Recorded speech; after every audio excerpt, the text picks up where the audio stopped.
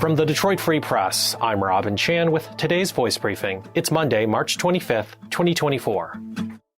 This is Christina Hall with the Detroit Free Press.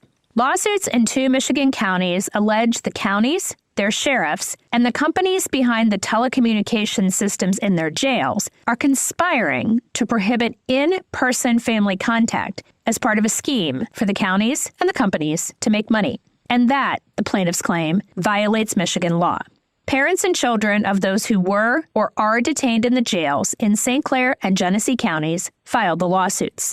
One of the companies named in the St. Clair County lawsuit is owned by Tom Gores, the Detroit Pistons owner, who is also named in that complaint. The lawsuits allege years ago both counties had in-person contact visitation for loved ones of those detained. At different times, the in-person contact visitation ended, and phone calls, video calls, and electronic messaging became the only way for those in the jails to communicate with their loved ones. The lawsuits request class action status for all individuals with a parent or child detained in those 2 jails at any point since March 15, 2021. The plaintiffs seek, among other things, preliminary and permanent injunctions in both counties, blocking them from continuing to enforce the in-person visitation ban. They also seek a permanent ban on the companies continuing to conspire to prohibit in-person visits. None of the defendants the Free Press could reach commented on the litigation. In Genesee County, an agreement with Global Tel-Link promises the county will receive at least $240,000 in incentive payments each year based on its current policies, according to that lawsuit. In St. Clair County, the lawsuit alleges that Securus, the company with ties to Gores, paid the county more than $154,000 in 2017 in phone call commissions. The next year, with the addition of the new guaranteed payment, video call revenue, and the elimination of in-person visitation, that number climbed to more than $404,000. The gains reached nearly $500,000 in 2022, according to that lawsuit. I'm Amelia Benavides Colon with the Detroit Free Press. Mark your calendars because next Saturday, Detroit native and SNL alum Tim Meadows will host a charity screening of Mean Girls with a follow-up Q&A session moderated by actor Mark Evan Jackson on March 30th.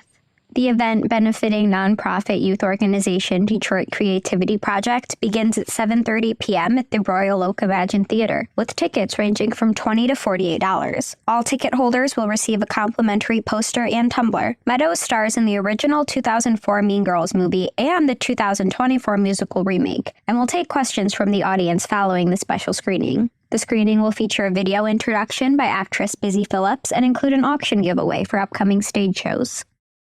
I'm Andrew Burkle with the Free Press Sports Department, and this past weekend, the Evil Stepsisters got the last word at the NCAA tournament. Oakland basketball's Cinderella run came to an end on Saturday, despite the Golden Grizzlies' best efforts.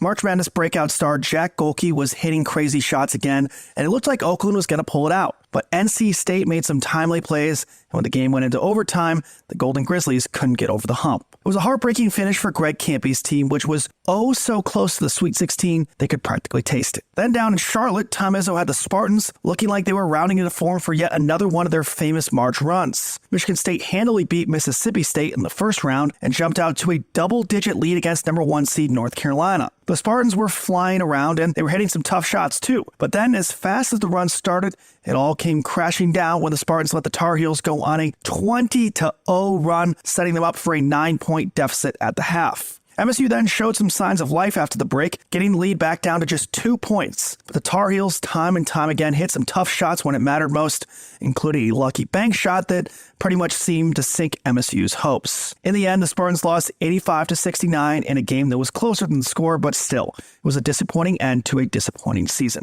As all this was going on, some breaking news came out Saturday night from the breaking news expert himself, ESPN's Adrian Wojnarowski. He dropped a patented Woj bomb that Michigan had hired Florida Atlantic coach Dusty May to take over the program. May helped lead FAU to the Final Four last year and had the Owls back in the tournament again this year, where they lost to Northwestern earlier this week. May was one of the hottest names on the coaching market, and Louisville was rumored to be very interested before Michigan stepped in with a big 5-year deal. Needless to say, the breaking news late Saturday night wrapped up a crazy basketball weekend, with more to come next weekend as Detroit and Little Caesars Arena plays host to the Midwest Region's Sweet 16 and Elite 8 games, with top-seeded Purdue coming to town.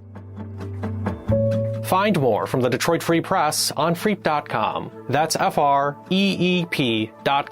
Thanks for listening, and you'll hear more from us tomorrow.